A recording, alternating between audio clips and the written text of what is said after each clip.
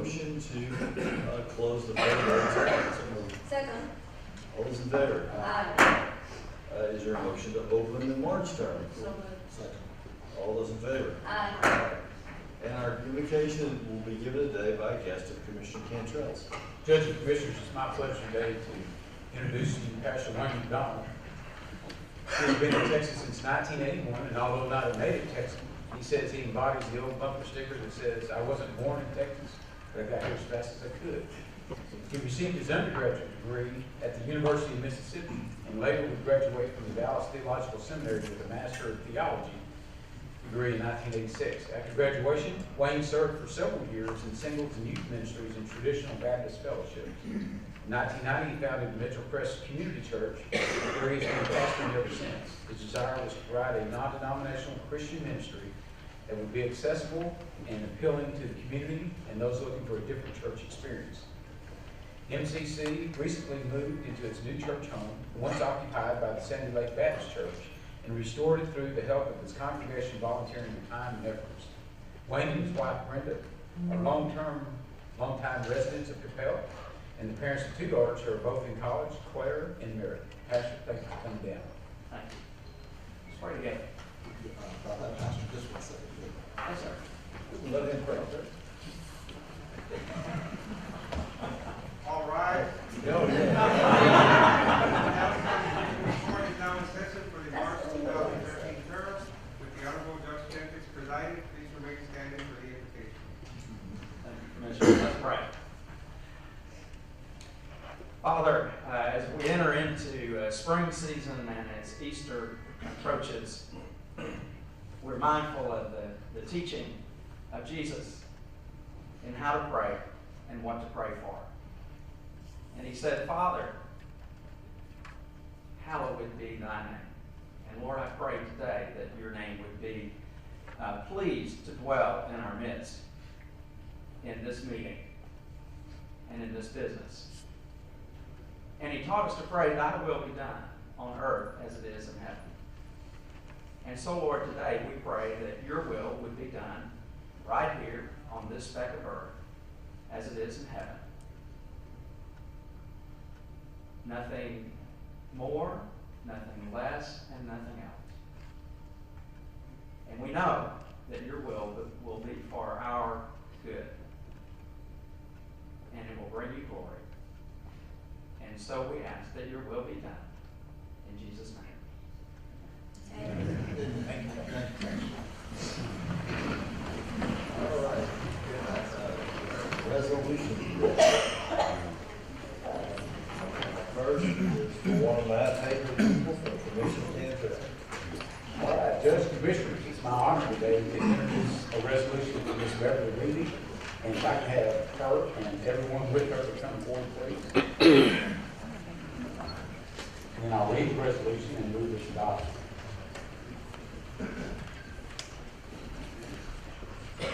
Yay!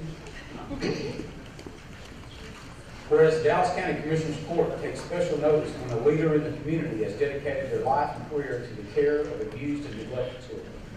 And whereas Dallas County honors and celebrates Beverly Levy for her 20 years of dedicated service, leading Dallas CASA.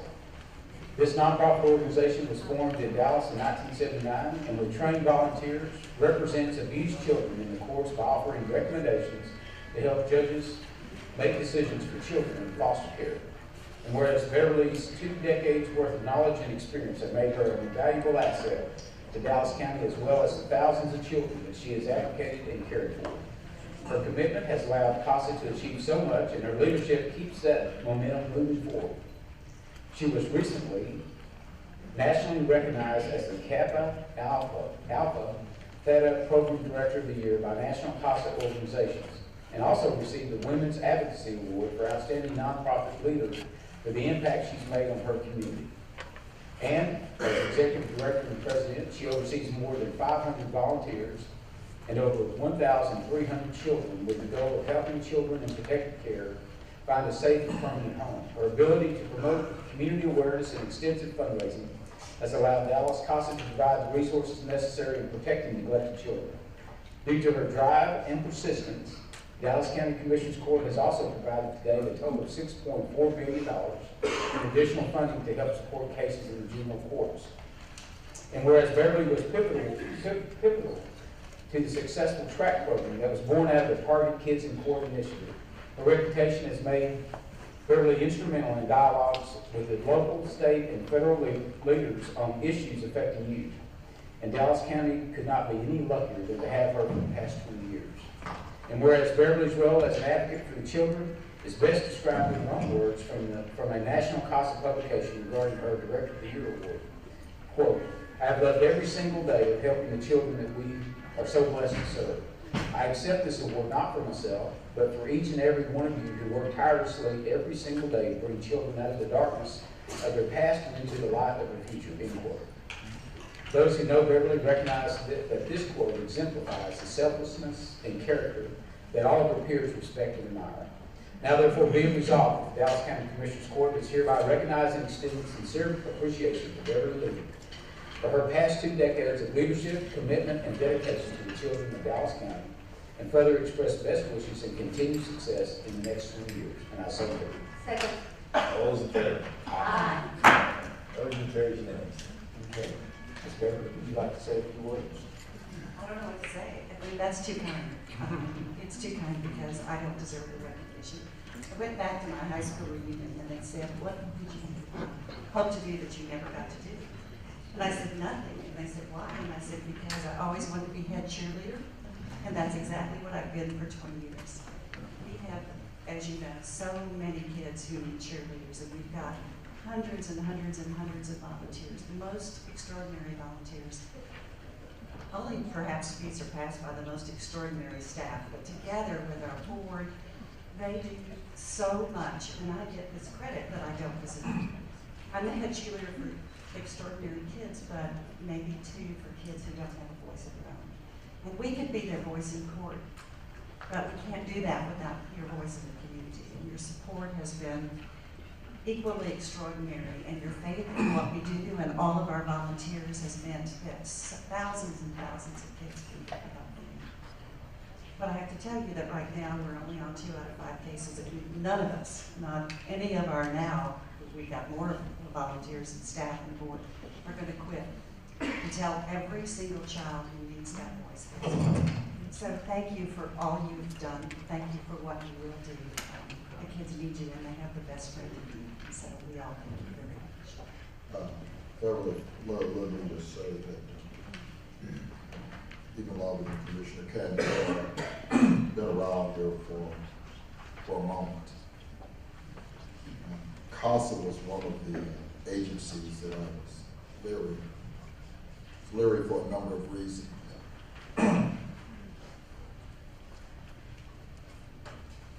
In this community, geographically, people north of 30 think they know what's best for people south of 30. And that's what I saw CASA.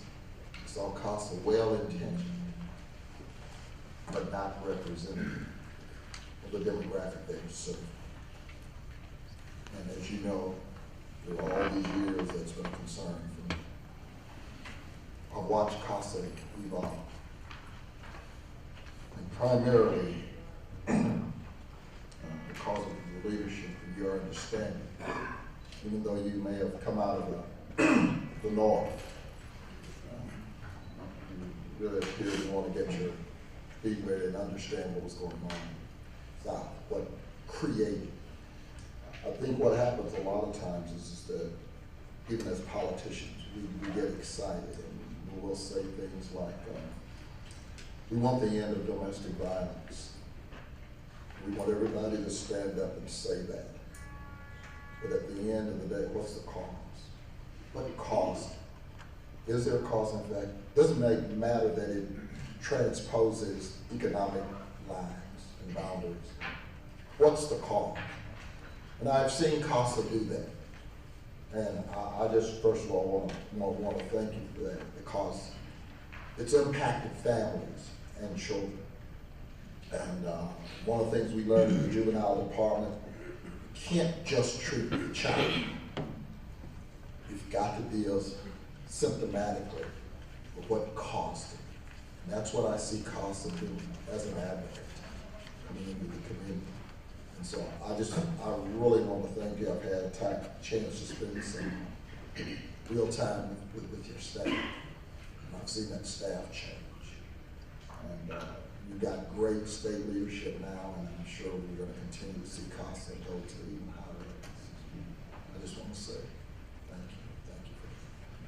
And I also want to echo some of the comments. Is that you say that you're humble and you don't deserve this recognition. I'm telling you, you do deserve this recognition. 20 years is easy to say, but it's a lifetime. Giving yourself to an organization that cares about families, that cares about the causes. I think Commissioner Price, had a very good argument. As we continue to change as a society, as we continue to have different factors, that we know and we learn over the years, you all continue to grow as well and helping more and more children with less and less funding. And that's an achievement in itself. The last 2 years I have the opportunity to work with CASA in some of your public service announcements with the judge, bilingual guys, for those of you that would like to see the judge speak in Spanish. And Speak in English.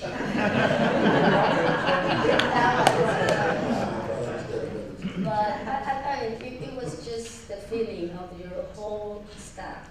It was the feeling of the whole organization that, you really want to do it, for everyone. And I really appreciate it.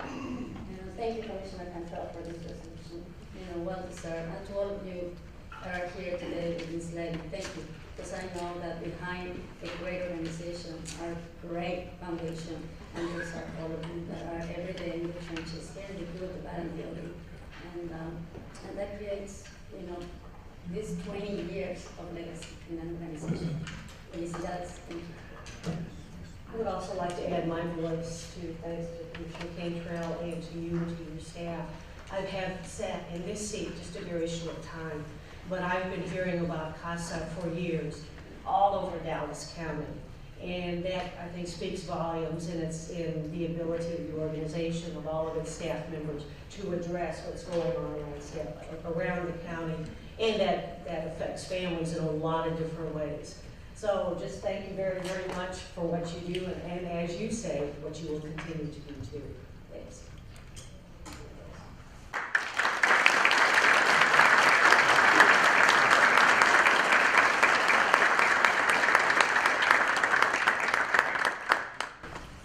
All right, our last 2 resolutions are from Commissioner Price today. Judge, I'd ask Lieutenant Calvin L. Fowler, Senior, and his delegation to come forward.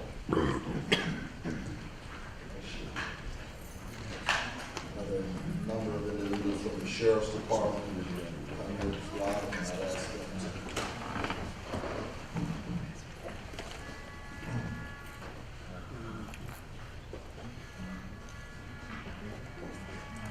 Whereas the Dallas County Commissioners Court takes special notice for an individual who has given long and faithful service to Dallas County, and whereas Calvin L. Fowler Sr. was born in Natchez, Louisiana, and attended St. Matthew High School, Troy State University, El Centro College, and the Southwestern Law Enforcement Institute School of Police Supervision. And whereas Calvin joined the United States Army in June 1974, served as an infantryman and airborne pathfinder, and was honorably discharged in 1976. Returned to service in the National Guard in October 1976, whereby he served as an M60 tank driver and gunner. And whereas Kevin is a member of the Dallas County Peace Officers Association, he has an intermediate, advanced, and master jailer proficiency license from the Texas Commission on Law Enforcement Standards and Education, along with mental health officer and special response team training. Whereas Kelvin began his Dallas County career on January 4th, 1982 in the Dallas County Sheriff's Department as a detention service officer, earned a certificate of merit a certificate of recognition, and letters of commendation from the Dallas County Sheriff's Department, and was a member of the Dallas County Sheriff's Department Special Response Team from 1995 to 1997. And whereas Calvin has continuously served in the Sheriff's Department in positions with increasing leadership responsibilities, including Detention Service Supervisor, Detention Service Manager on the West Tower, where he currently serves. And whereas Kevin has been a husband to Annie C. Fowler for 35 years, they have 2 children, Kevin Jr. and Ty, and they are faithful members of the First Baptist Church of Hamilton Park, and in his spare time enjoys baseball and basketball. Kevin has given 31 years of continuous and diligent service to Dallas County. Now, therefore, be it resolved that the Dallas County Commissioners Court does hereby recognize and extend sincere appreciation to Lieutenant Kevin L. Fowler, Sr., for 31 years of faithful service to the citizens of Dallas County, and further expresses our best wishes upon this his retirement. I so move. Second. All those in favor? Aye. Motion carries. Lieutenant, you know, it's, I don't think anyone can really understand what this gentleman has meant to our organization. By the way, for all of our colleagues who don't know in the public, we're in our annual inspection mode, and our annual inspection mode. So the jail commission did appear yesterday at 1 o'clock. Mr. Heifel and I, along with facilities and the Sheriff's Department, met them, and they have commenced. So we will be exiting this coming Friday at 10 o'clock here in the courtroom right after legislative briefing with regards to our annual review. But when we talk about the campus of the Dallas County, I saw the midnight count, around 6,000 people. No, we are no pressure. Yeah. But I just want to thank this gentleman. The West Tower is our behavioral observation tower. And as you know, when we talked about the DOJ, that was the real challenge for us in terms of medical. There is nobody in Dallas County. I think the captain, chief, sheriff, all staff will admit no one in Dallas County knows more or knows more about the West Tower than Lieutenant Kevin Fowler. And he has been the real hands-on individual in those every Monday morning meetings, those late night meetings. Whatever it's taken, he's been there. And so he's sorely going to be missed. And we just want to thank him and his family for 31 years. There's the sheriff. I didn't see you back there.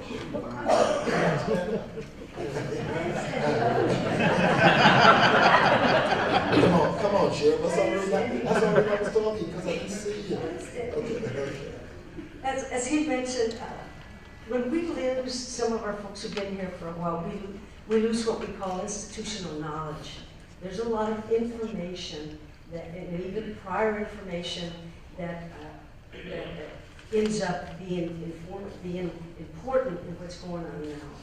And Lieutenant Fowler has been one of those folks who has been there from the beginning of all our reconstruction, all of redoing. But the neat thing is, there's a lot of people who've been there. But the neat thing is that Lieutenant Fowler got involved quietly. He always did what he needed to do without making a big fuss and getting there real quiet and getting things done. You knew you could depend on him. There was a couple of times, we're very involved in the community. There was a couple of times when I would say, I need somebody to go with me to certain parts of the community.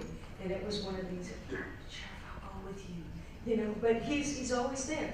He's there, and we're gonna miss that consistency, that institutional knowledge, that faithfulness. And so my hopes is that he continues to develop behind him as he leaves, and we're so grateful of this 31, is it 31?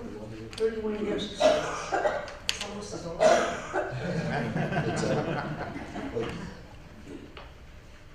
I want to thank the Sheriff Department for giving me this opportunity. Also, I want to thank the police board and the citizens of Dallas County for giving me an opportunity to be a part of a great organization. pull that mic up just a little. There you go. I want to thank the Sheriff Department and the Commissioners Court for giving me this opportunity. Because without the Sheriff Department, I don't think I would have been able to have this opportunity. And they gave it to me and I took advantage of it. And I want to thank everybody for all the kind words that they've been saying about me. And I'm going to try to do my best to enjoy the rest of my life. I just thank everybody for this opportunity. 31 years of service. I only did what I thought Dallas County was expected of an officer. Dallas County expects excellence out of every officer. And I wanted to set the example for other officers to follow. And this has been a great opportunity working for the Sheriff Department and working for the citizens of Dallas County. Thank you. You got some people with you. You want to introduce them? This is my wife, Annie Fowler. We've been married for 35 years. Also, this is David Johnson. He's my neighbor. Glad he was able to come. And then I also have all my executive staff members here to support me. Thank you for coming. And your family runs marathons as a family. Just one. Just one. She wants a marathon. My daughter runs. Yeah, we're working on that. I saw y'all out there running there. Okay, they're working on it. Thank you very much. Thank you. Congratulations.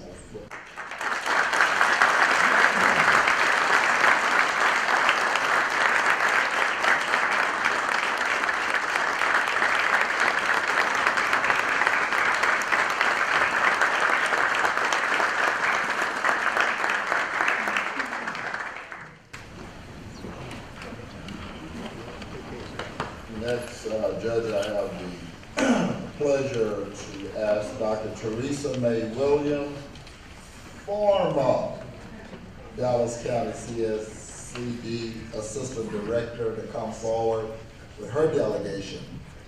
And we say former because she is now the new director for Harris County.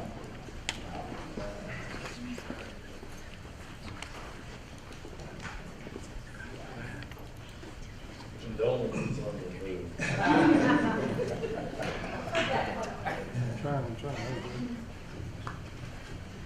And while they're coming out, I continue to say we got another piece on the docket today. You know, this organization, we talk about being below by 6,000. That this organization manages on just misdemeanor and felony probation alone, 59,000 individuals every day. That's not counting juvenile. 59,000 individuals. And I continue to say, if all of them told us to go to hell, what we gonna do? What we gonna put? They manage 59,000 people daily in this community. Whereas Dallas County has always taken special notice when an individual continues to have tenured, faithful service to Dallas County. Whereas Teresa May Williams, PhD, is an extraordinary example who has in excess of 16 years of criminal justice experience, 12 years of increasing administrative and managerial experience, and has served 6 years as the assistant director for the second largest CSCD in the state of Texas, which is among the largest urban CSCDs in the United States. And whereas Teresa May Williams has amassed an impressive academic dossier, which includes a Bachelor of Arts, master's degree, and PhD from Southern Methodist University in the field of psychology. And whereas Teresa May Williams has distinguished her work with an outstanding curriculum vitae, which lists a litany of academic honors, numerous certification and awards, professional affiliations, local and statewide leadership programs, and is frequently called as a featured lecturer in the area of criminal justice and drug courts.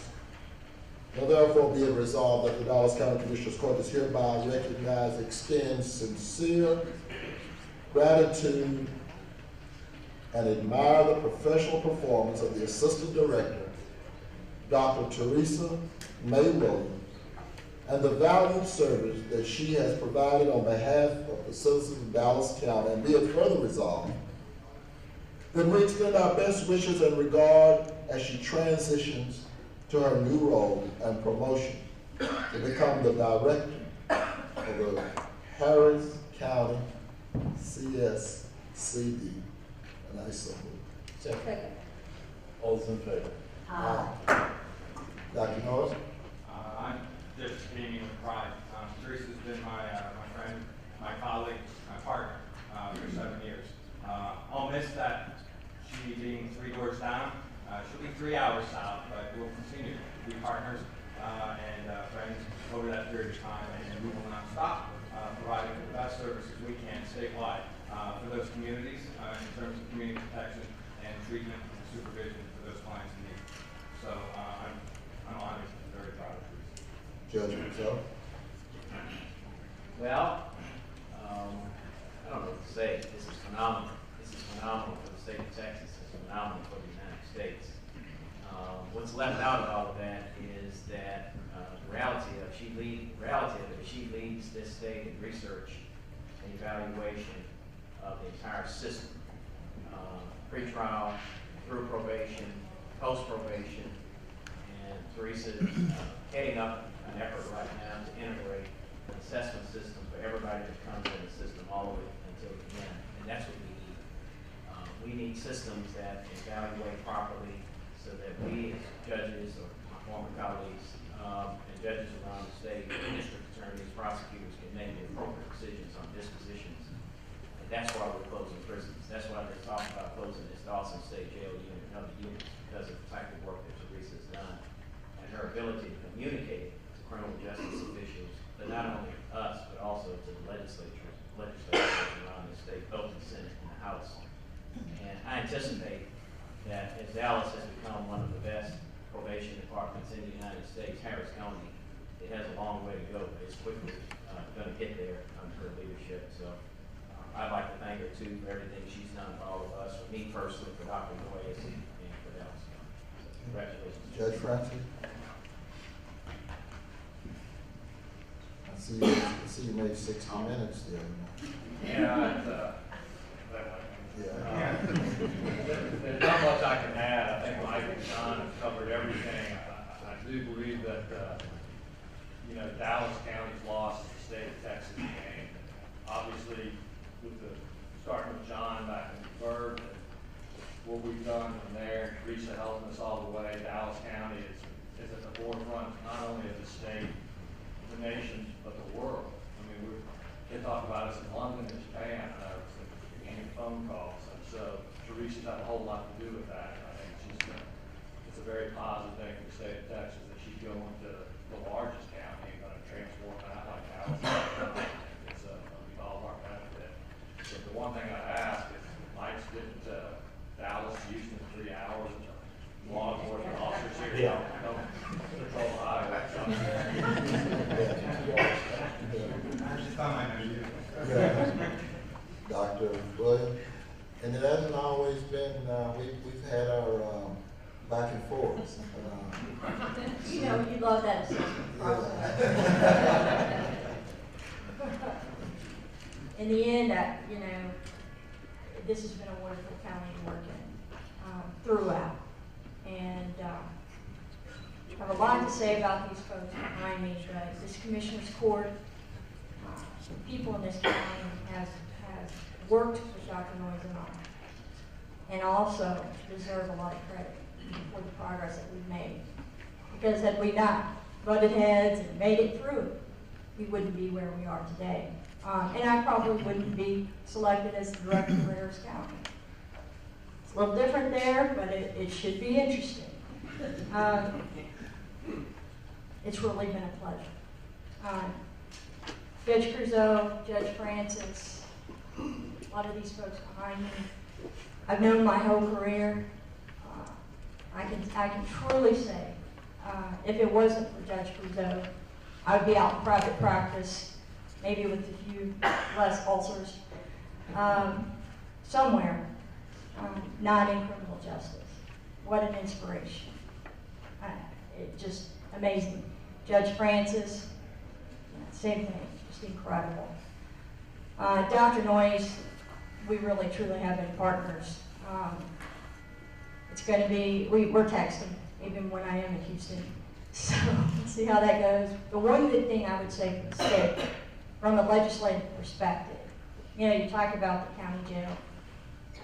There's a big prison impact when you look at Dallas and Harris combined.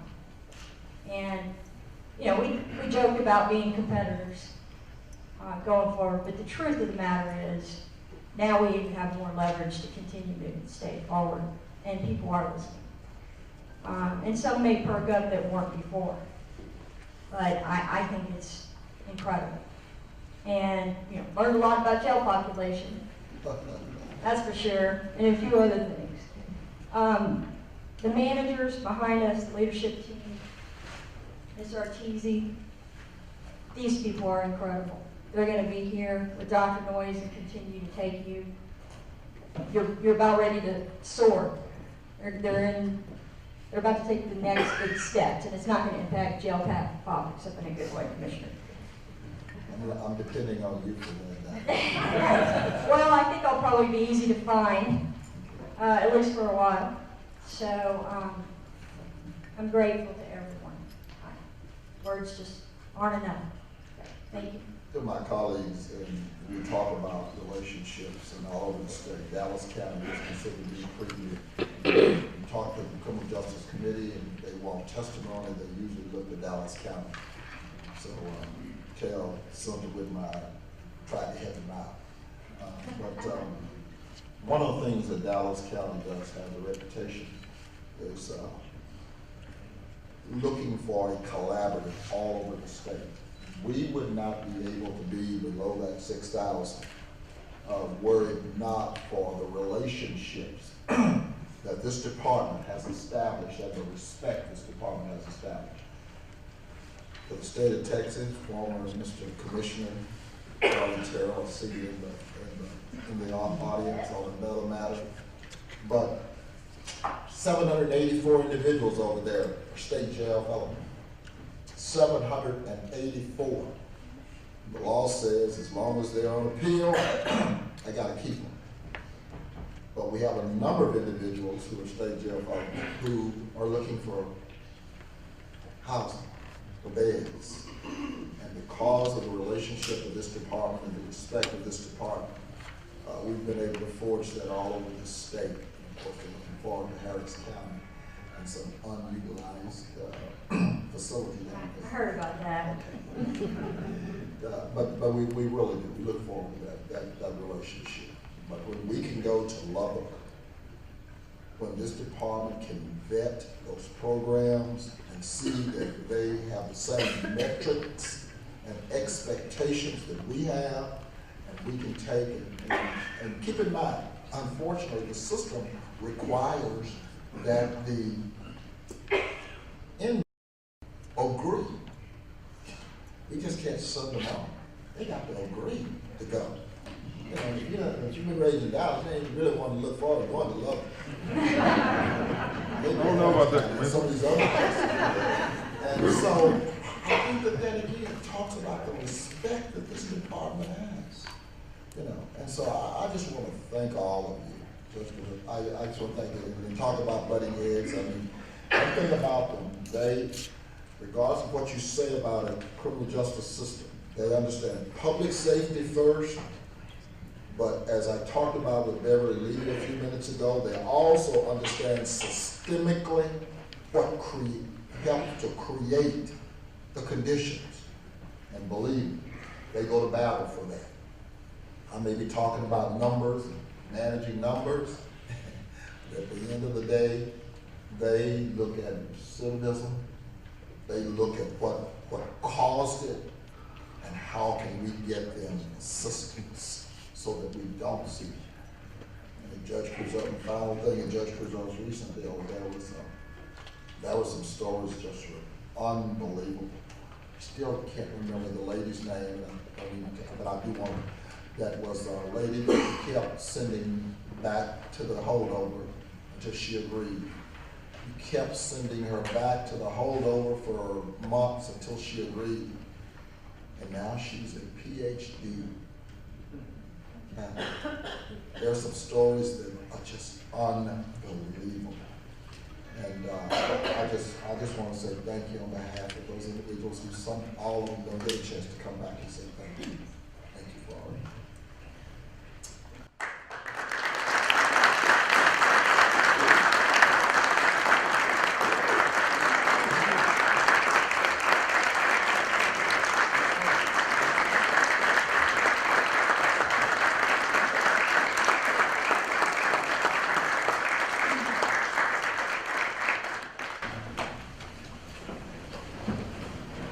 Not allowed to pilferage any further.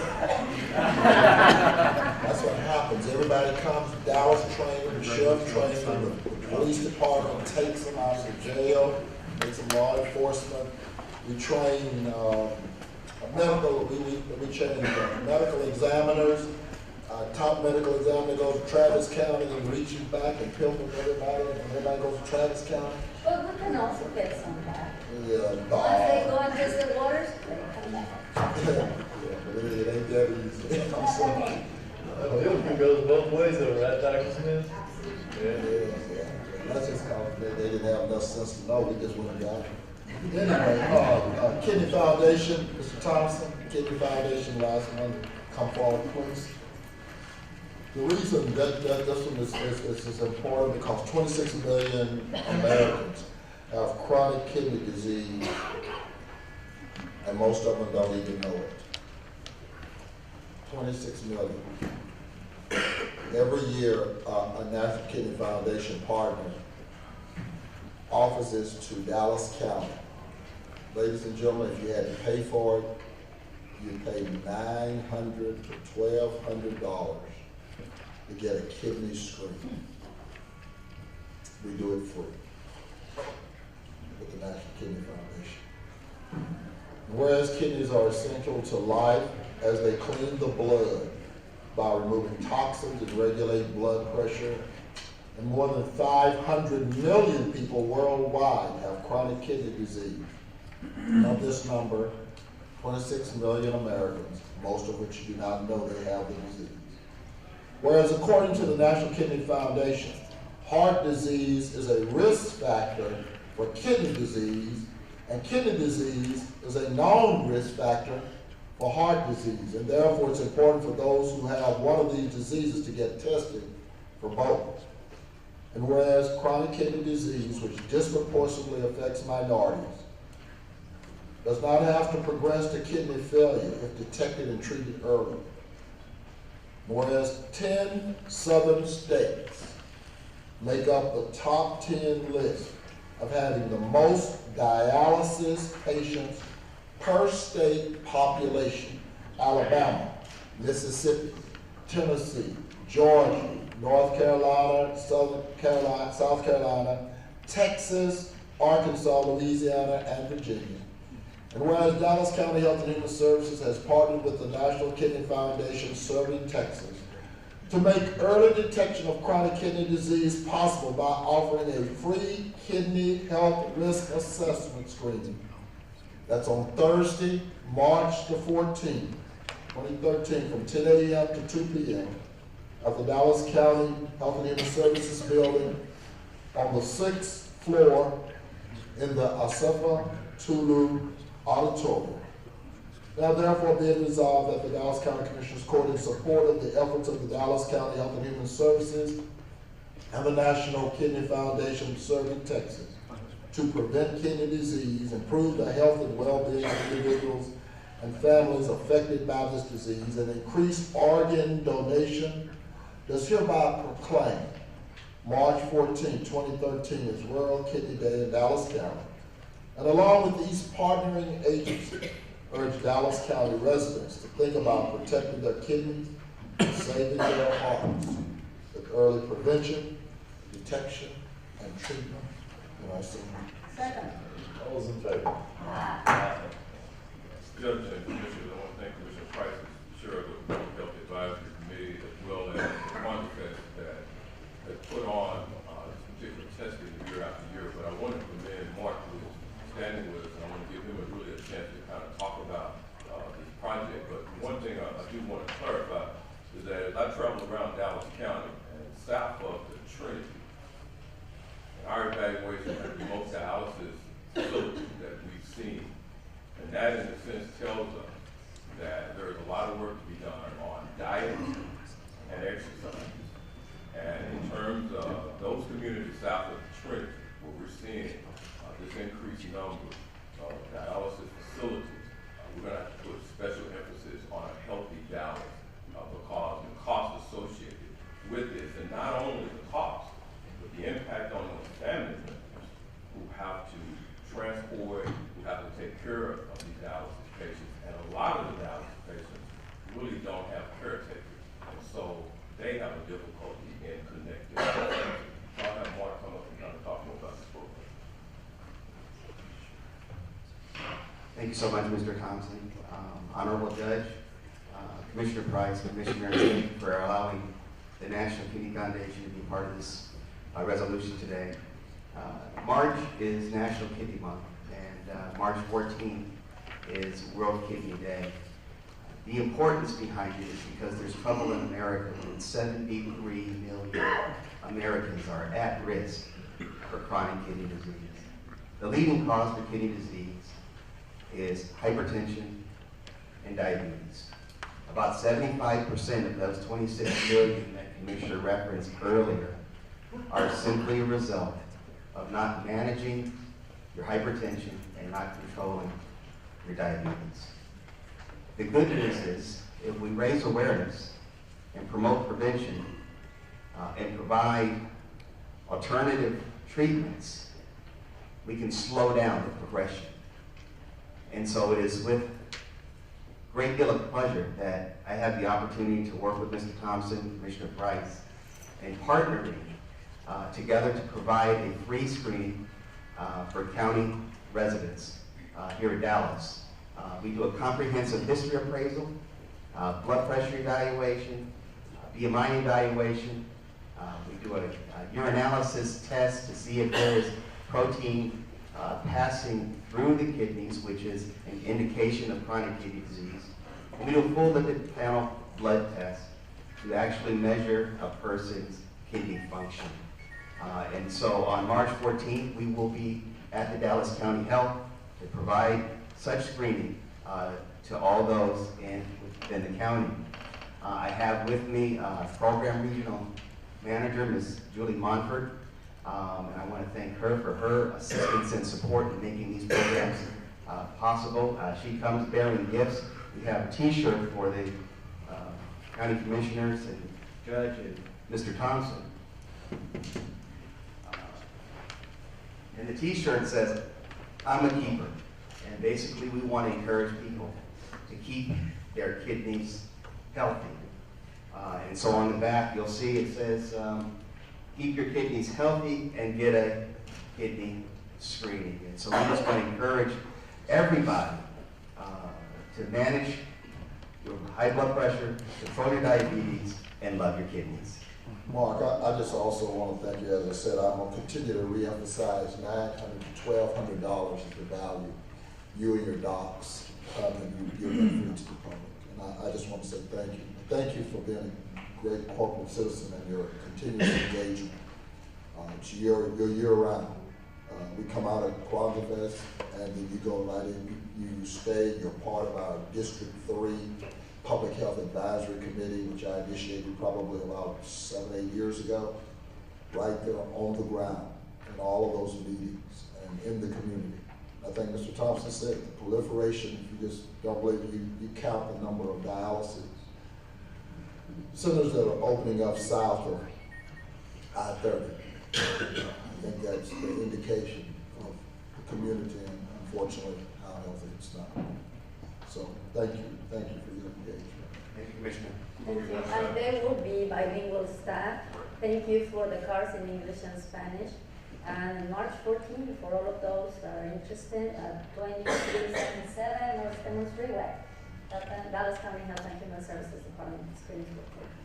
Thank you very much.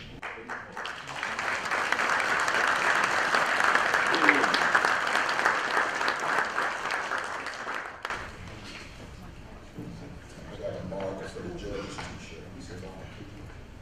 What happened? I got a marker for the t-shirt.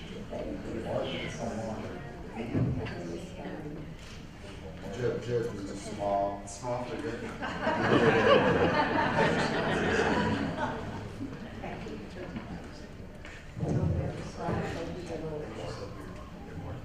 You're all keepers.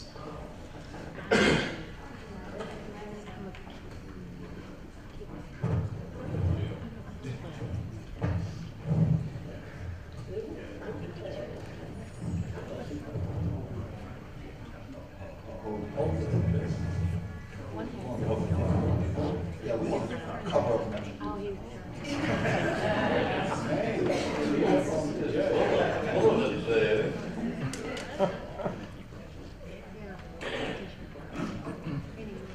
Okay. Thanks.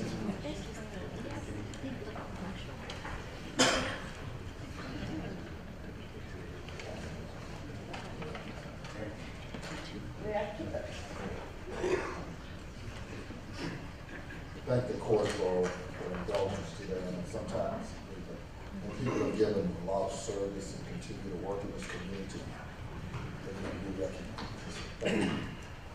And we have a special presentation today from Commissioner Garcia. Thank you, Judge, colleagues. Today I'm, excited. Not only do we have a fantastic morning with resolutions, but we're getting some money, guys. So that's always great.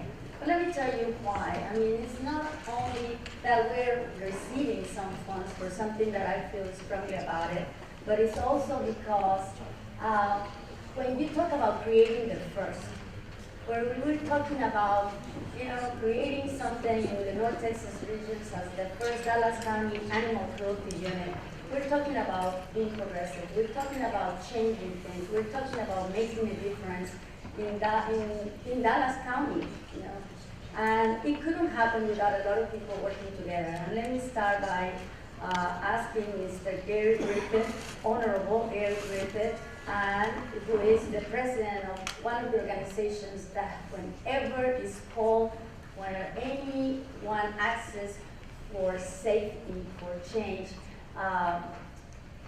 Safer Dallas, Better Dallas has been there. And I know that as the former chair of public safety, it couldn't happen with an organization like that. And with us today is also, the Honorable Charles Terrell, which is the chairman of the board.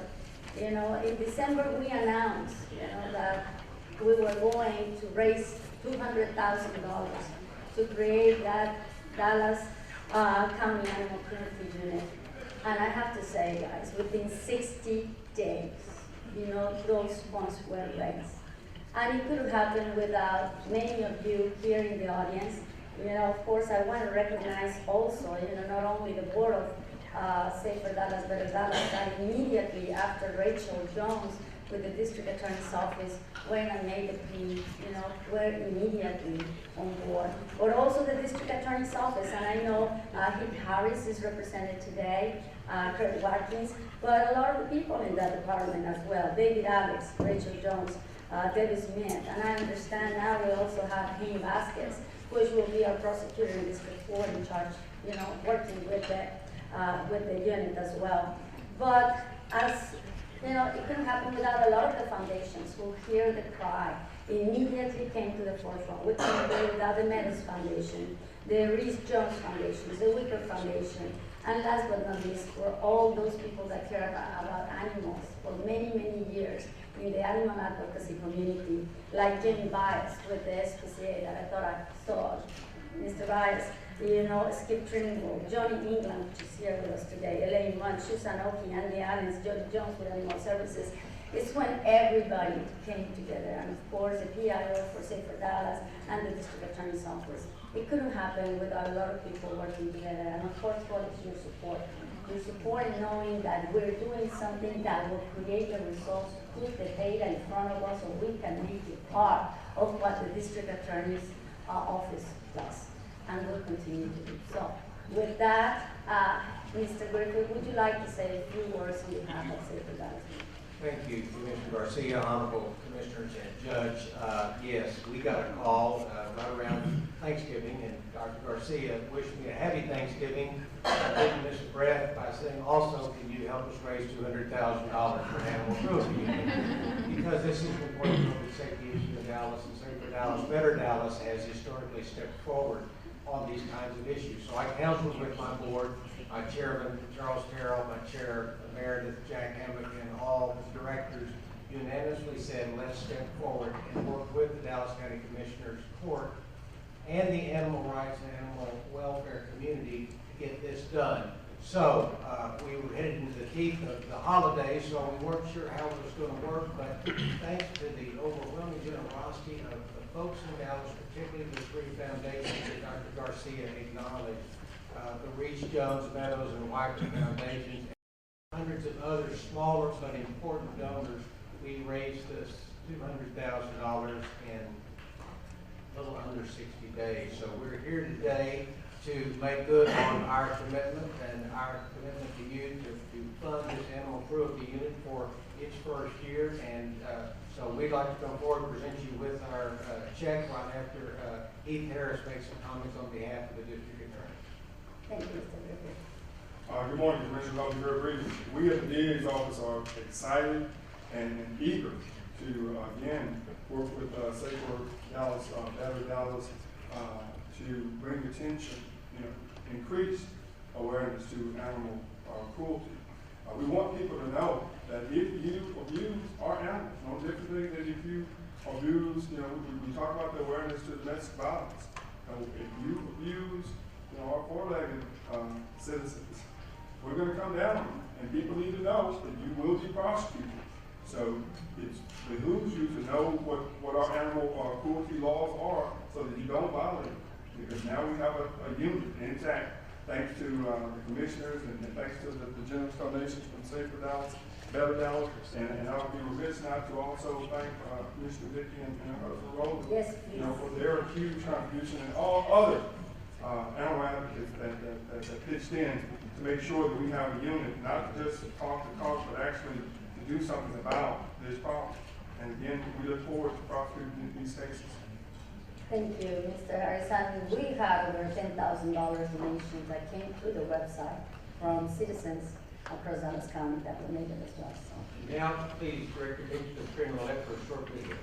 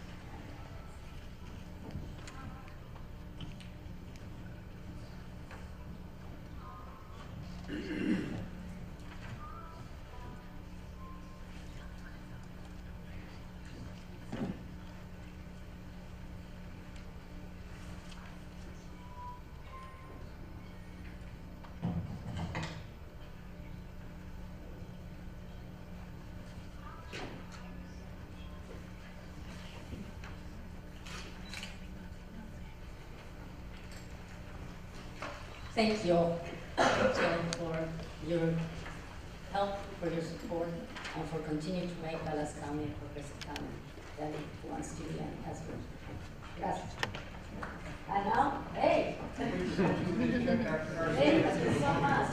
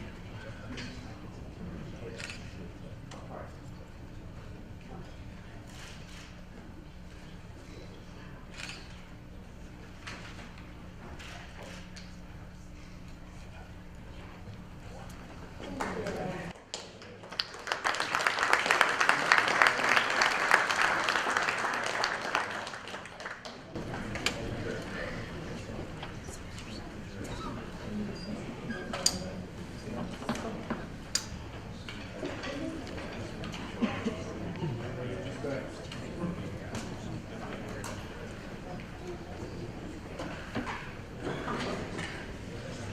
Okay, I guess Miss Porter, this is for you, huh? Or is Mr. Brown? It's Mr. Wells, okay?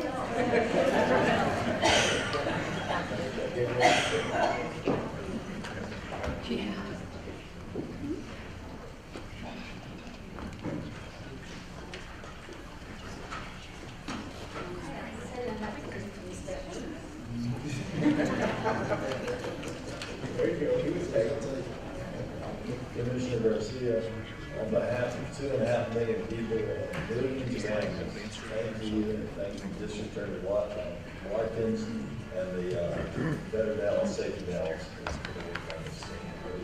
We appreciate it. Thank you. Thank you, like I said, certainly we got a lot of appreciate it. Let's see, we got a consent agenda today. Second. All those in favor? Aye. Motion carries unanimously. Next we'll consider court orders 11 through 43. For a motion on court orders 11 through 43. I'll second, I understand why Court Order 2010 went into the end of 2013. Actually, I had a dialogue this morning related to that, and we're going to sign a copy to them, and we'll probably have them out of there in 60 days. Okay, that sounds better. You know, as I said, we still have some of the other things we're still moving around. Okay, that's good. And I really again want to thank CSCD, if they haven't had it all gone, and the Volunteer Center. Let's see what it is. Volunteer Center. But I want to thank them for Court Order number 16. But those are our individuals again who are working every day and who just need a weekend venue to be able to complete their community service that's been ordered by the court. And the Volunteer Center, stepped up, and I want to thank them, the CSCD, for a lot of community service and making that happen. So, okay. All right, you got a motion in a second, any further discussion? Any comments on any of the court orders? Any discussion? Hearing none. Some of our appointees are here. Okay, you want to, well, let's take a vote and we'll recognize those appointees. All those in favor? Aye. Commissioner Garcia, do you have some appointees? I think both of us have some people who have stepped up to show their dedication not only to individuals but to the citizens of Dallas County. So I'd like to recognize Bob Ackerman and Harold Johnston, who will be serving on the Citizens Election Advisory Committee. Thank you very much for stepping up. I know that both of you have been involved a number of years in the election process, which is one of the foundations of democratic life as we know it. So thank you so much for what you've done and what you are going to be doing. Those are two of our good citizens. Arlene Beasley is also going to be working with the trails. I think I saw Arlene here earlier, which is also a sign of a civilized society, and that, yes, we do exercise that. We talked about that, and the need for community health and public health needs. So thank you, Arlene, for stepping up for that. And Jesse Vallejo, please stand up. He will be working with the Public Health Authority Advisory Committee, which gets straight at the heart of healthy community, happy community. So thank you for all your years of service in healthcare, and that you'll be able to use your skills and talents for the betterment of all of us. So thank you very much for stepping up to the plate. I also want to recognize in the audience Mr. Omar Narvaez, which is represented for District 4 Historical Commission. Thank you all for agreeing to serve Dallas County. And I've got two, I don't know if either of them are here, but Fred Durham, if he is here. Fred is the pastor of First Methodist in Garland, and is being reappointed to the Historical Commission, and is doing a great job there. And not only that, he occasionally sends me books to help keep me everyone. The other person is Michael Lowenberg, who is being reappointed to the Trail Board. He's doing a great job there. So really, the work that y'all do on these boards is so important. And I have number one with all my people have to work. All of these awards we keep contributing to range those goals. Thank you very much for taking time. Thank you.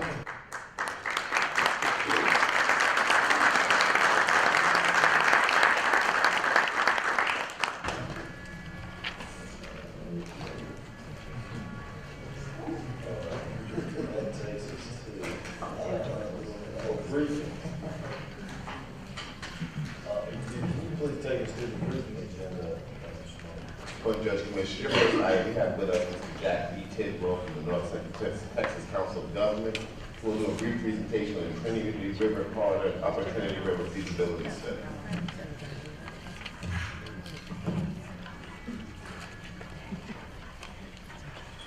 Judge, Commissioners, thank you for the opportunity to come out and talk to you this morning. Put that mic up just a little bit, Jack. Thank you. Thank you. Thank you for the opportunity to come out and speak with you this morning. The Trinity River Common Vision Program is a long-time cooperative effort dealing with the issues and challenges of the Trinity River. And it started in the late 80s, and we have made significant progress. Today, what I want to do is, first of all, introduce Leo Valencia on staff, who's been very instrumental in the progress that we are making right now and been making over the past several years. What I'd like to do today is talk about three things. Number one, talk about the status and ongoing nature of our Trinity River Common Vision Program. Number two, talk about an upcoming request for Dallas County's continued support as a member of our larger group with a FY cost share contribution of $5,000. And then finally, talk about some of the future activities and potential ideas that we think are very promising for all of Dallas County and communities already participating in our Common Vision Program and perhaps beyond. So we'll talk about that as well. When we look at the Trinity River, the traditional study area we've been dealing with actually covers about 250 square miles. It represents 3 counties and 14 local governments. All of these local governments are very independently minded, and they are very concerned about what the value and the quality of life aspects are associated with the Trinity River. That's why they've come together and cooperated for as long as they have We started our cooperative effort, like I said, in 1989. We're well into our 24th year. We've had a lot of opportunities with partnerships with FEMA, the U.S. Army Corps of Engineers. We have set the foundation for many of the activities that have gone on in the corridor over the years. It is important to understand that floodwaters don't know political boundaries. They don't know corporate limits. The idea that a cumulative impact over time can have significant impacts to public safety and quality of life, environmental quality, is very important, and it's been recognized through this program.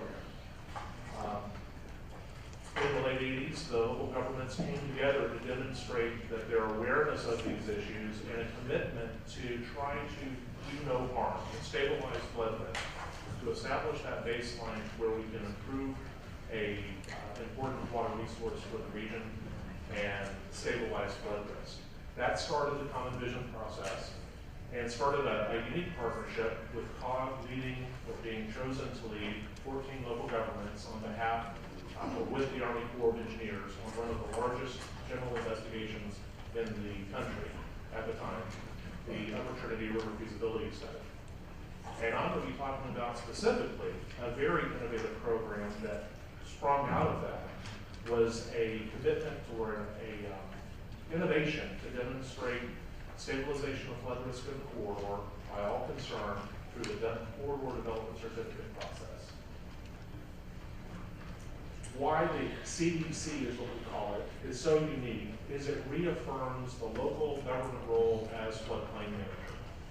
The local governments involved are very independently minded, like I mentioned before, but it's very difficult with all the state and federal regulations to keep in mind the local decision-making authority that's represented. We instituted and negotiated a common criteria and process with the help of the Army Corps of Engineers. And the Corps of Engineers brings extra value because of this project with preliminary technical review that provides folks like our public works departments involved extra information that allows for better decision making over time. The local process is very much that, with all the options and that's associated with the local permit process.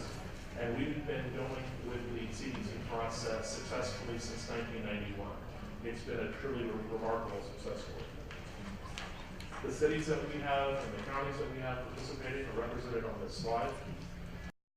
They have certainly not a process without controversy, but it's remarkable that we've had as little as we've had, and it's been continues to be such a success.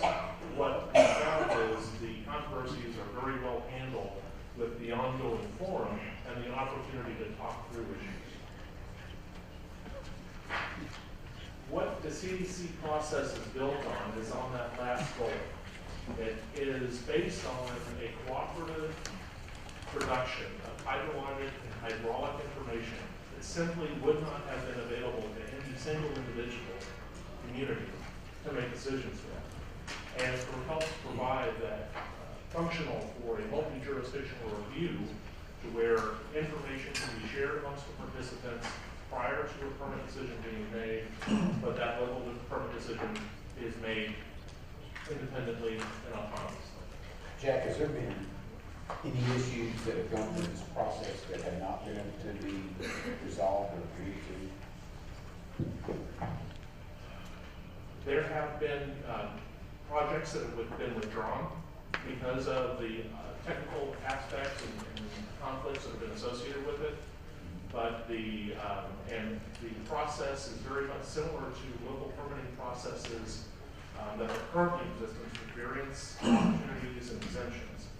The unique thing is a permit that has transparency, where when those projects are identified, the decision-making process of Dallas County or the City of Carrollton are all out in the open, where the permit decision, all the players know what the permit decision is.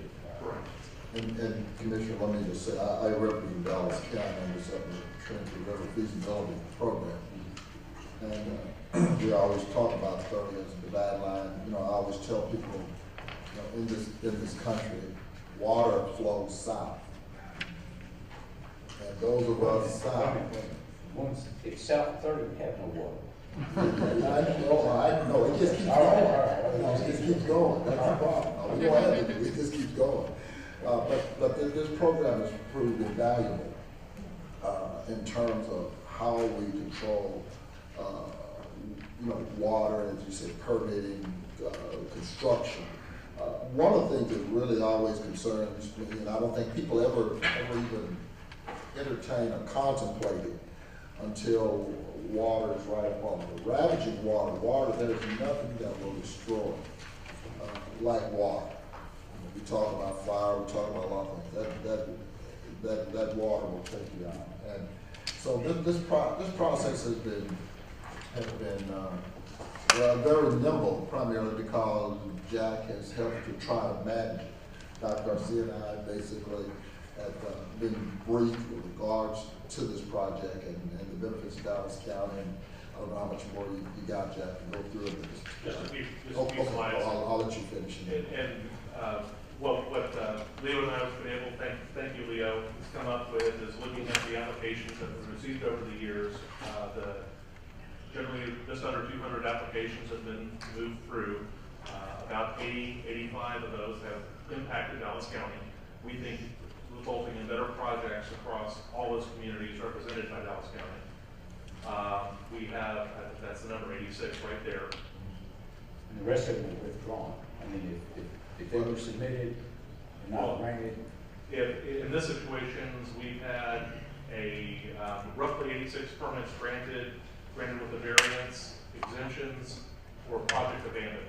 That's only 11 projects were withdrawn. And you can see in this slide on the left-hand side, you can see the district boundaries along with that corridor. So you see the emphasis on the Trinity River corridor, but how it's impacted across the county. It impacts all of us. Exactly. Now, that success has been based on a set of tools that was developed in its entirety in the early 90s. We have been working with the Corps of Engineers cooperatively for the past 2 years in developing new models. In FY13, that program I mentioned at the beginning of the presentation is all about that partnership to develop an updated regulatory model to be examined for being the new benchmark, the new engineering for the CDC process. We bank a lot on the information used in CDC being the best available information and also the most coordinated information for a variety of purposes. Having an Army Corps of Engineers model that is common with this is very important. It streamlines the development process and makes decision-making much more effective.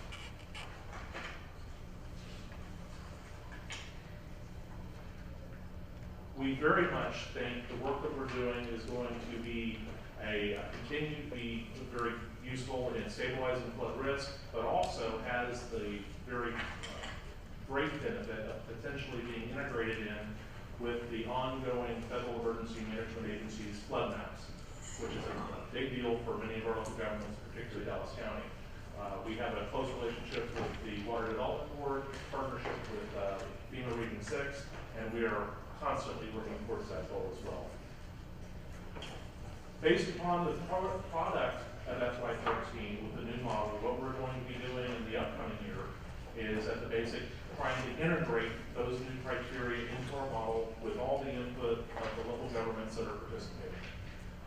We will publish either an update to the 4th edition or an amendment, and then work our efforts to make sure that outreach and communication is going on with everybody who utilizes CDC in their decision-making process. Upcoming possibilities for Dallas County. We have had a lot of outreach over the past year. We feel very strongly that we want to explore, in addition to our baseline integration of the new model into CDC, we want to examine extending this Trinity study and CDC process further down into Dallas County. right now. It roughly ends near the Dallas South Side wastewater treatment plant. Staff has made it clear that they are interested in extending that to the Lloyd Bridge vicinity, including the Beltline Bridge. We think that's a possibility in addition to examining a whole new geography that we've never addressed up until this point, and that is the East Fork of the Trinity River. That may be a whole new set of agreements and programmatic choices that we have an opportunity to make and connections we have a chance to develop over the next 12, 14 months. We anticipate coming back to staff, perhaps to you, to describe our progress and to describe opportunities that we have for those areas of the county to really benefit, take the lessons learned along the Trinity River corridor and expand them to other areas throughout the county in the future. Is that on the agenda for the COG executive board to vote to extend that study out to the Lloyd Bridge area? I certainly as an informational item, it could be. I'm not sure. I don't believe that action is required to extend that study because we already have the authorization for a partnership on behalf of the council government. But we'll certainly examine what maybe their authorization is needed. But with that, I'd be happy to answer any questions. Jack, I just want to thank you and the Corps. Let me just tell my colleagues what this basically means. We've been a participant, there are only two counties, Dallas County and Tarrant County.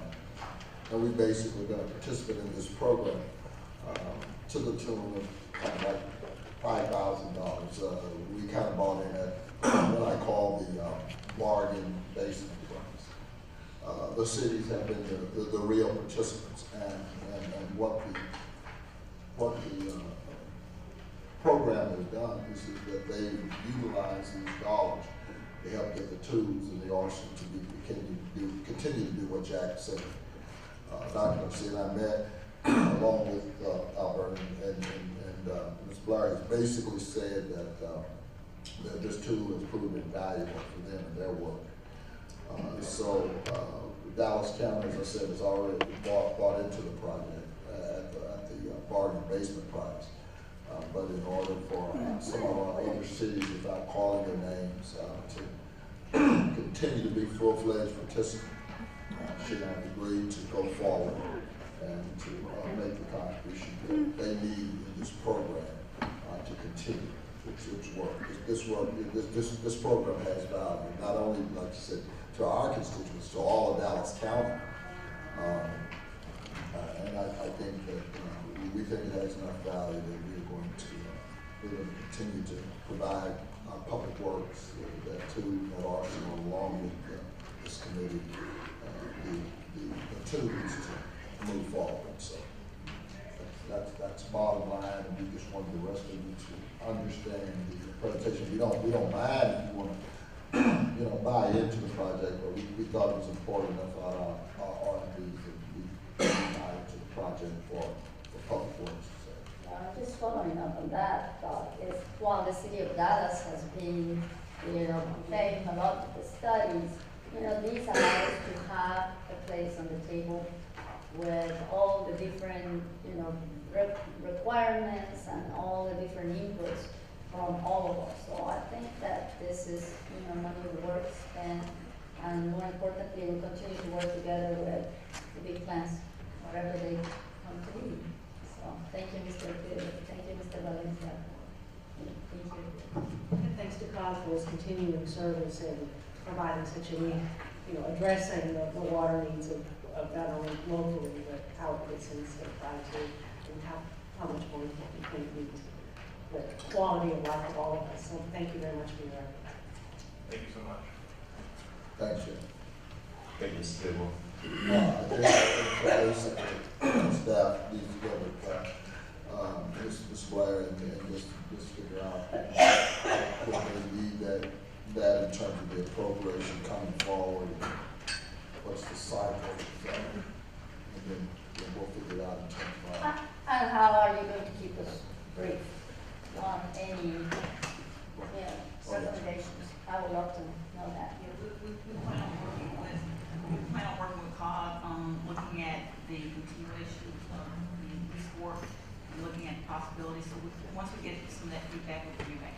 Thank you.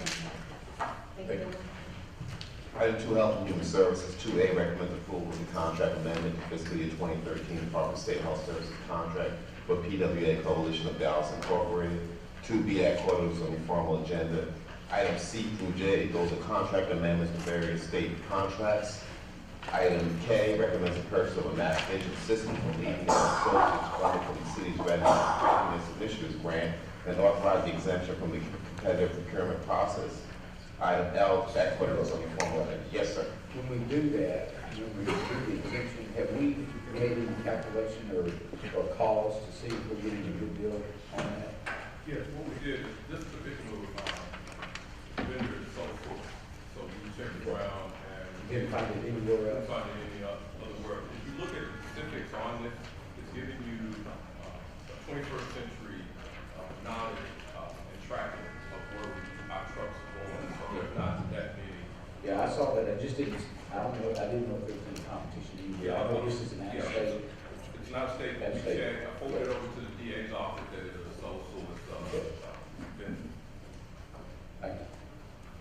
Item 3, Institute of Forensic Sciences recommends approval of the ILA with the City of Irving for forensic laboratory. I just want to thank Mr. Thompson on the follow-up on the sequester deal. One of the concerns we had was the impact on the sequester, and over the weekend, and as the court knows, that in terms of operational efficiencies, made a determination to reassign people out of certain clinics that's going to have impact regardless. So we're doing a reassignment from a northern clinic because we can, again, similar to what we talked about yesterday in sanitation, the nurse corps at that clinic can be better utilized and redeployed with the better operational efficiency at the main campus. And so the north installation is going to be reassigned. It's Spring Valley. It's just Spring Valley. I think it's in your district. Yeah. Yeah, it's right there at Beltline and 8201. Oh, it's the south side of that line, it's in my district. I also wanted to make some comments, about what Commissioner Cantrell said about the map vision system. I think this is incredible, Mr. Thompson. I mean, as I was reading that briefing, just the fact that we will be able to map, if I understand correctly, in the website, so everybody can see it, where the focus of infections are. Right. It's going to be interactive. Can you elaborate on that, Mr. Thompson? Because I was reading it and I was going, goodness gracious, this is really going to change the way we do. I'll do it this way because there's a lot of media that misinforms the public after we meet. So I want to make sure on this, if you look on page 48 of the briefing document, it outlines what we're able to do. So the bottom line on this particular map vision, if you recall, Mr. Price, you were out with us when we went and did Cedar Hill and other areas. You saw on the BDCI truck they were able to have a tracking mechanism. That's what they were utilizing to be able to track where the trucks went and be able to generate a service request immediately. If for example, the city of DeSoto, I see Mayor Sherman here, in his area, as the mayor, if he wants to go and look at areas that Dallas County has sprayed, he can link up on our website and be able to pull that up to see what areas that our trucks have traveled in his area, as well as citizens. Now, the citizens of DeSoto can also submit a service request and say, I want someone to look at this area because there is an abundance of mosquitoes. That service request will be generated, and then we will respond immediately on that. The only question I will have is our time frame on how we define in real time. The question is, City of DeSoto or the 14 cities that we contract with, we can consider that in real time. But if a City of Dallas resident goes to our website and they enter an address, then I have to recommend to the vendor is that we have a email capability where we can forward that on to the city of Dallas. But you're exactly correct. We're able to track where we're going in terms of area sprays, where the service requests are. Importantly, I think we would allow our citizens to be informed on the minute. One of the things that happened during the mosquito control crisis is people were calling, you know, they didn't know exactly when, where, how, and it required a lot of staff working on that. You know, the reason that you just enter this data and everybody can see it, and also the media, I mean, everybody can be informed at the same time, I think it's going to change. And Well, and again, it's going to help. I think the disingenuous for the state to call us up at 5 p.m. during these data, and this right is going to help that. Because those last minute requests they have is really unrealistic. I know that you have been on the scene continuously for a number of years, but now the general public is fully aware that yes, they're there, ready to go, they're ready to be of service. And outcome will be on Dallas County Health and Human Services webpage. They can click on. But again, the question is on the 15 cities, the 14 cities that we contract with, we're clearly there. The question is, that's what I kind of want to work with on legal, is those other cities that somebody might generate a request, I need that ability to forward that request to the appropriate city. And so I will encourage those other cities to also look at a mechanism such as this. And while everybody's being tepid and we can talk about the 14 cities we serve, but that's not the issue. The issue is the city that we don't serve, and that's what we're continuing to try to encourage them to buy into the process. You know, I'm going to continue to go back to this. You know, one of the things that happens when we do crisis, everyone seems to gravitate to it. It's all crisis generated.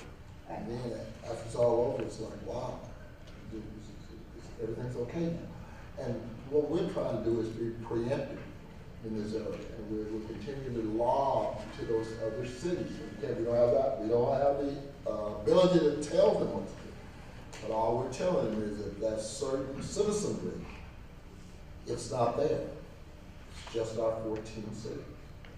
And how expensive is this, Mr. Thompson? I mean, for all those cities to know how to be part of integrating this. To integrate this system, when you look at the price tag, we still, I got one element I want to talk about, that forwarding capability. So I really don't want to get to a specific price, but I want to make sure they can do that before we bring the court order. But when you talk about $150,000 or $200,000 estimate, this is a small price to be able, for your citizens, to be able to go to a website and see what have their area been sprayed, or here's the other key point that is going to be really the selling point. Citizens can go to the website and see the areas to be sprayed. And so if you want to know when your area is going to be sprayed, you can go to that same icon, click on there, and you will see areas to be sprayed. Our issue was 24-hour notice or 48-hour notice. Some cities have a requirement that they want to be notified 48 hours before you spray. What we feel is that we can put this on the website. That gives a faster turnaround time to the citizens in that city to know that their area is going to be ground. But I did go to both Mayor Sherman and Mayor Frankie and some others. I did go to their cities, and when they get a chance to spray, apparently they got a robo system. Yeah, they have a robo system. They got the best example. Sherman and DeSoto, they do it expeditiously. Some of the other cities we got challenges, but in terms of the city of DeSoto, City Hill, that robocalling was very beneficial. But this right here is going to be a 21st century icon that allows us to be able to track where we spray, have real-time data. We were working in conjunction with Public Works, as well as we're working with IT, the IT person that's assigned to Dallas County Health and Human Services to make this be very full. Zach, have you made those contacts? Have you reached out to those other cities with this tool and say, we want it to be comprehensive for all of Dallas County? Yeah, what we're doing is every time y'all approve something, it gives them the impetus to have that discussion. Really, most cities are waiting to see what we're doing. And once we're able to do it, then they're able to look at it. We're having no discussion. Yeah, we're having in public health, and them, for them to take back, but as you said, they're still in a mode of, waiting to see what Dallas County's Well, doing. it looks like you'd have better leverage as far as with the vendor. You know, you bring all the cities on at one time. We'll definitely move forward. I agree on that. One of the things is bringing forward to get the feedback from the court, and then meeting with the cities. And then there were some other specifics, like the point I wanted to look at is how we're able to forward those requests in a real-time perspective and now have that dialogue with the city. So we will definitely follow up with those cities regarding that particular matter. They're part of the overall integrated system, they don't need to move forward. But one thing you need, Major, that you're gonna need to look at is if Dallas County's website is the one that's used, you have those and it's integrated throughout the county. We've got to be able to handle the volume that would come through on that site. And in the first year, I would suggest we have the vendor host it while we work through those particulars, so we don't have what we got now. That would be my suggestion, let them host it the first year while we work out those specifics. That's in the proposal. And that's what we understood as part of the brief, because you need web-based, so they'll actually want to host it versus the county host it. And this is exciting, and it shows we're working, you know, if I say one more time progressively today, I'm going to. But that's pretty good, Mr. Thompson. As I was reading, I said, wow, I didn't even know that, you know, we would have the map vision, you know, available so fast. Thank you to everyone. I guess Mr. Victor and Dr. Daniel will continue to hear from you on this one. Doing our best to see what we can use with all of our resources. And please don't hesitate to call if you decide to be the vendor with all the municipalities out, you will have to go with district funding. The fact that we move forward really helps the other municipalities in this process. Thank you, Mr. Thompson. Signing you. Yeah, and I want to third that, I guess.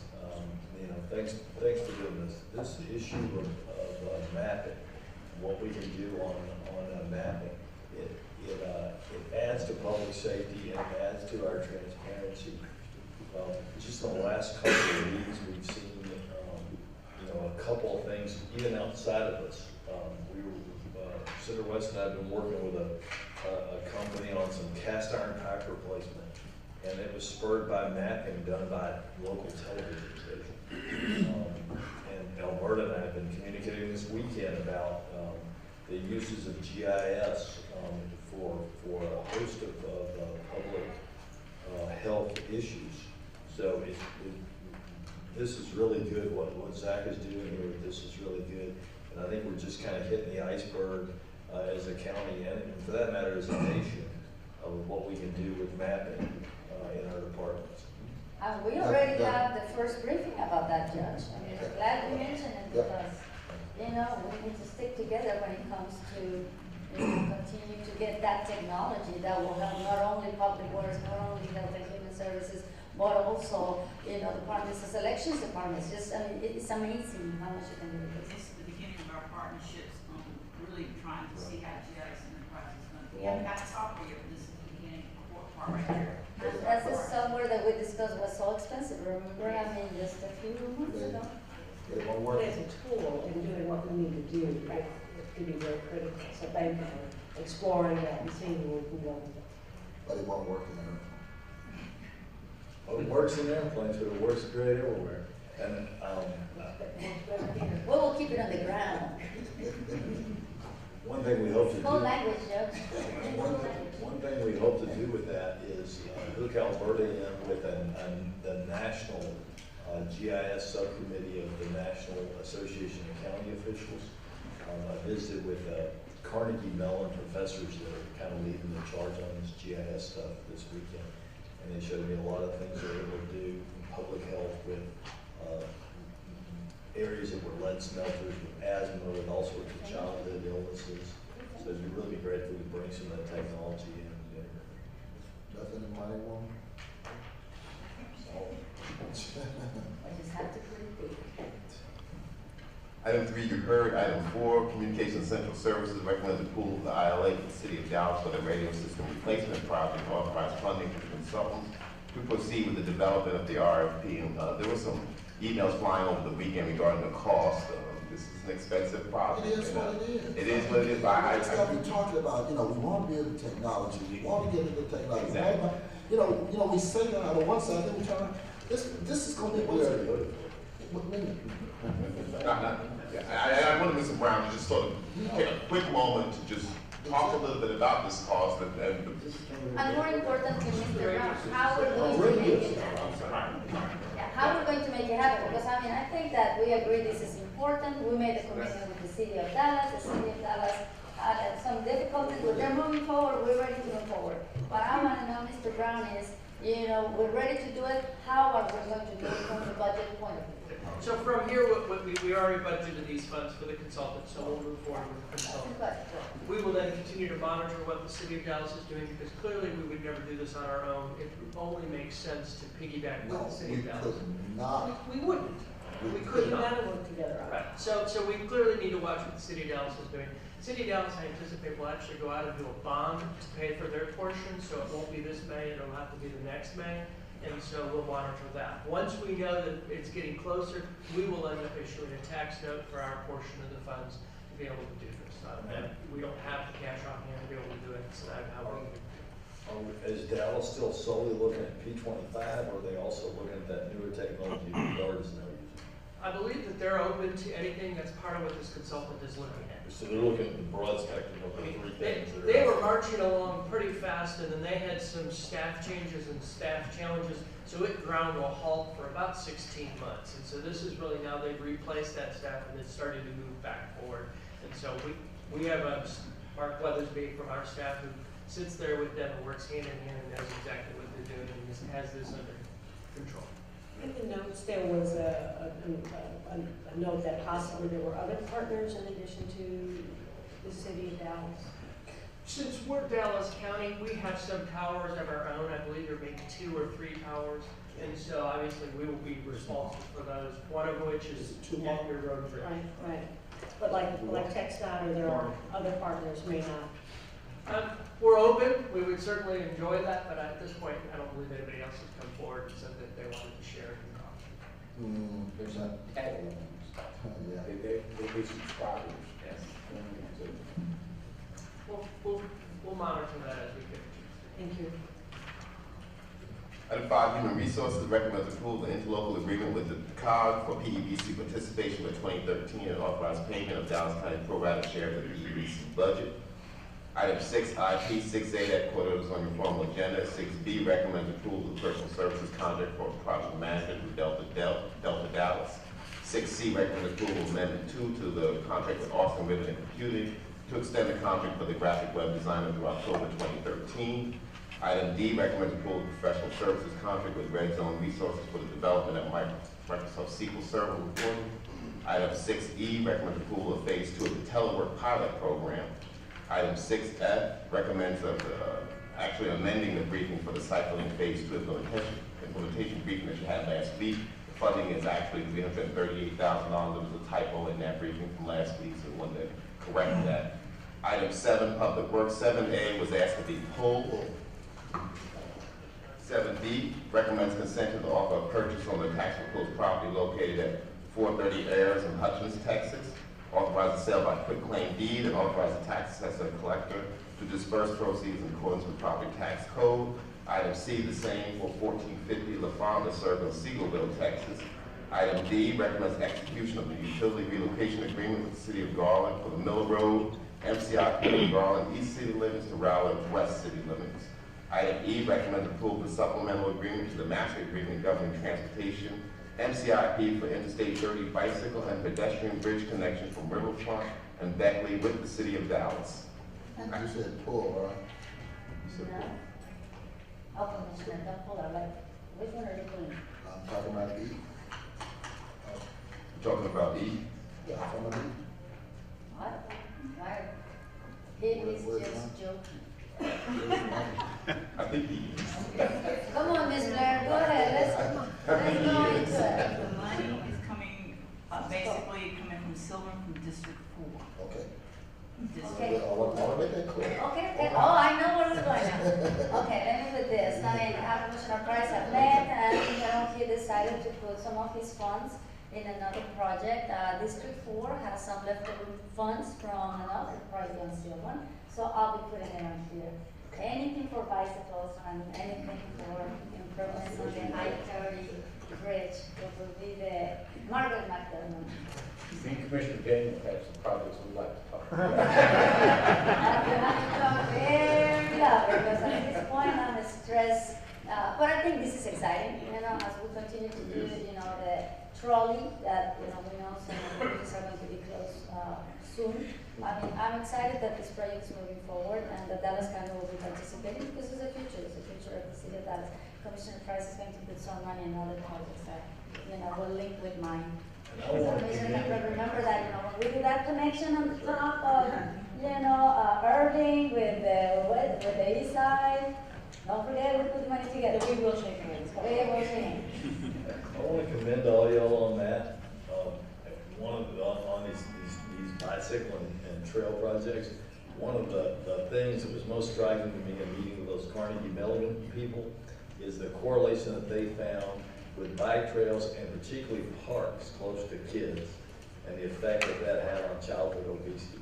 They could map childhood obesity in Allegheny County, and the numbers dropped in half if the kid lived within like a block and a third of a park. Park, trails, and bike. Safe park. They had some parks that were actually like, somehow they had parks that where cars could drive through them and the kids weren't using them. But safe parks where kids actually went, they found a huge drop in childhood diabetes, obesity, and absenteeism. So really good what we're doing with these trail projects. So let's get the GIS so that we can track all that in our own life. Yeah, when we get that GIC, what we can do is we can track areas where kids don't have places to play, and that can help drive our park decisions. You know, when we talk about north-south disparity, let's look at actual neighborhood disparity of parks and infrastructure and safe pathways for people. That's right. I mean, it's like tracks. Yeah. Everybody to remember that, with 24 acres, I'm gonna bring to this council, which is a quarter of our projects. Everybody know what you just said. Please. I said let cities help pay for it. And with all this, we're all partnerships. I mean, let's face it. I mean, we don't move anything at a speed of South's time. You know. It's good. I mean, I think it's good, and I'm glad Commissioner Price mentioned that District 4 is putting the money, so there'll be no, misunderstanding. That's right. Okay, so from now on, Ms. Blair, I'm the one who passes this with District 4 since he's talking. Put District 4 We'll make it very No, clear, Commissioner Dr. Price, Garcia. we're done. Item F you heard, item G that quote was in the formal agenda. Item A, planning and development, recommends approval of change order 7 for the installation of security system for the Grand Prairie Southern Courthouse. The funds for this change were already approved on 2/12/13. Item 9, budget, 9A, the conference travel training request. 9B, recommends approval of submission of grant application on the criminal justice division for the Dallas County Divert program. Item 9C, that quote is on the formal agenda. And D and E are also submission of various grant applications for divert programs for fiscal year 2014. I've got one travel bring up. Mr. Thompson needs to travel to Austin for a legislative hearing tomorrow on HB 832. And Judge, there are no questions on information or miscellaneous. You have no speakers listed. All right. Thank you down there and tell them we gotta follow those swimming pools. I do, under informational item number 3, I just find that peculiar. Now everybody else is doing it. I just want to know what number 3 on the informational item. I've had this conversation before. It was precinct 4, and now it's precinct 4. And I don't know what's the problem with precinct 2. I remember.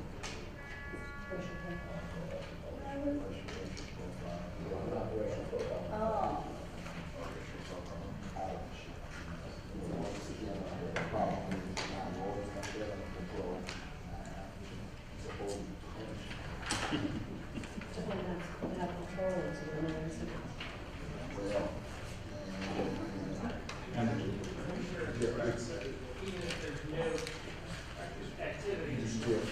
I thought I'd seen this. point them forward as they come in. I'll go back and confirm. Why don't you take the lead on that, let's see if you take it to the floor. All right, and we have no speakers, so